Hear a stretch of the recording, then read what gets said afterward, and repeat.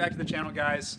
Sorry that the YouTube channel has been a little absent over the last few weeks. There have been massive life changes for the good, not for the worse. But I promise you, moving forward, we're going to start doing one video per week on stuff that we do, whether it's engines or cars or motorcycles. One video per week, that's my promise to you.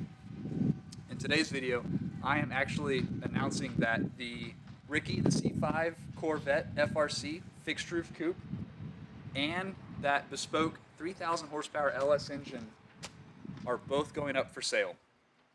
Now, before you get too upset, what we are getting next is equally as awesome and as exciting, and the build we're going to do for it is going to be something worth watching. I'll give you one small hint. It's going to be a big cubic inch, naturally aspirated only LS combination that we are going to build to do some of this and not just straight this. So, enough of that. On the car, let's talk about it for a second. This is a 1999 fixed roof coupe C5 Corvette. So before the C5 Z06 was a thing, GM tested this body style in 99 and 2000. It is a fixed roof coupe. And what's funny is it was actually originally designed to be the poor man's Corvette. And so they stripped everything out of it. They gave you no creature comforts compared to the base C5 because that had creature comforts, I guess. And then they quickly realized this was so much better on track that they just swiped the body, Control-C, Control-V, gave it a little bit more engine, and said, okay, C5 Z06, here you go, have fun. So that's kind of a cool thing about this chassis car. If you care about the numbers, this is technically the lowest production Corvette. Who cares? What is cool about it, though, is it is being sold in this condition. It's race ready. The chassis is amazingly straight. The setup that it currently has, you could take this chassis, put any engine into, do a little bit of work with fuel system and wiring, and you can do drag week. You can do standing mile stuff. If you want a wild street car, go for it. So I'm selling it as is, which is going to get you basically all the chassis modifications we did to it. So it has a tubular TRZ front cradle in the front, which is really tricky because it allows you to remove the balancer on an LS without having to drop the cradle out like a factory Corvette cradle and steering system. But you could also drop the oil pan straight out of it. It is a race-ready, designed to do drag racing and street miles tubular front suspension. Connecting that suspension to the wheels are a set of AFCO double adjustable coilovers. I don't know what else to say about that. They're AFCO, they're amazing, they're super adjustable. The brakes on the front and rear are both TBM brakes, and we actually, before TBM became as big and as popular as they were, I've had these brakes for a while, and they do exactly what TBM says they do. They stop. I mean, I've had this car over 200 miles an hour, and with the parachute, of course, been able to shut that down within a quarter mile. They're amazing. Spindle mount in the front, so super low resistance. They're actually, I guess technically it's a dual piston in the front with a 4 piston in the back. Or would that be a single piston? It'd be dual in the front. Okay. So dual in the front, quad in the back. I do have a manual brake conversion done on the car with a proportioning valve. And all that's already set up. The brakes work perfect as they are. The hood is cut, obviously, for a high ram or any big LS intake manifold. And the paint on this car is actually really, really nice. We gave it a bath for the first time in a long time, and the shine really came out of it. Going through the drivetrain, it's a fully built billet torque tube, aftermarket input. The transmission is G-Force's billet straight cut gear set, faceplated 1 through 6. Most guys just do 1 through 4, and then they do the synchros on 5 and 6. But because I was building the car to do land speed stuff, I need 5th gear. So we had 5th and 6th gear both faceplated. So that's really cool and special. The differential is a factory C5 case, but everything inside of it has been beefed up. It has 342 gears in it currently. And the axles connecting that diff to the rear wheels are G-Force's, the other G-Force. It's kind of funny. One G-Force does transmissions, the other G-Force does axles. They're two separate companies, though. Is G-Force's, I think their Renegade series. It's whatever the hardest core badass series of axle is that they even offer for a Corvette.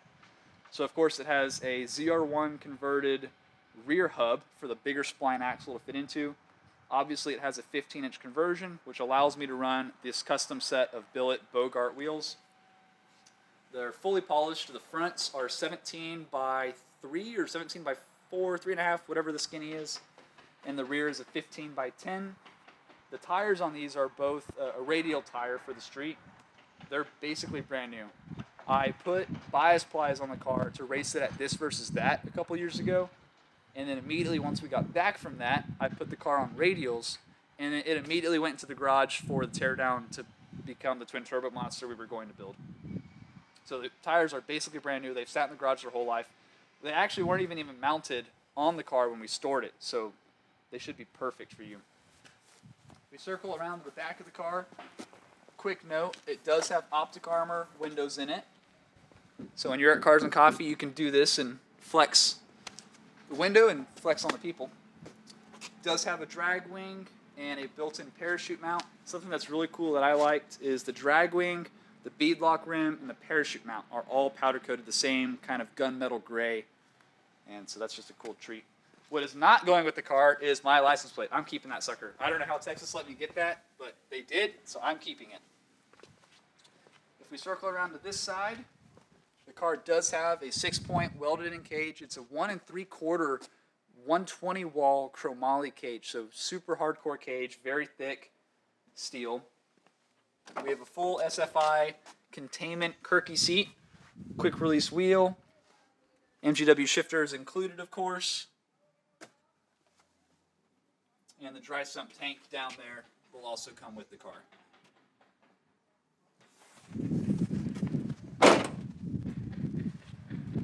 I do have the entire harness for the car with it, so that's all included. Literally, all you would have to do is put an LS engine in of your choice, fuel system, ignition system, and you can have this thing back on the road.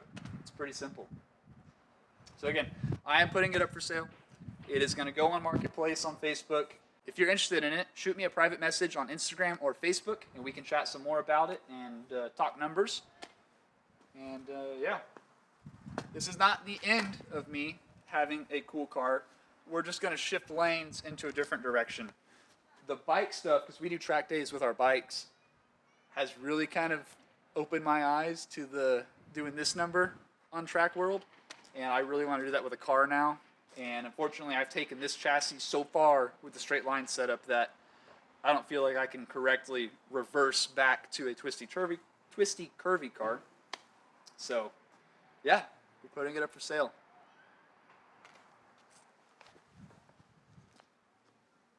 So there's the car. Now, let's head to the shop and let's go over the engine.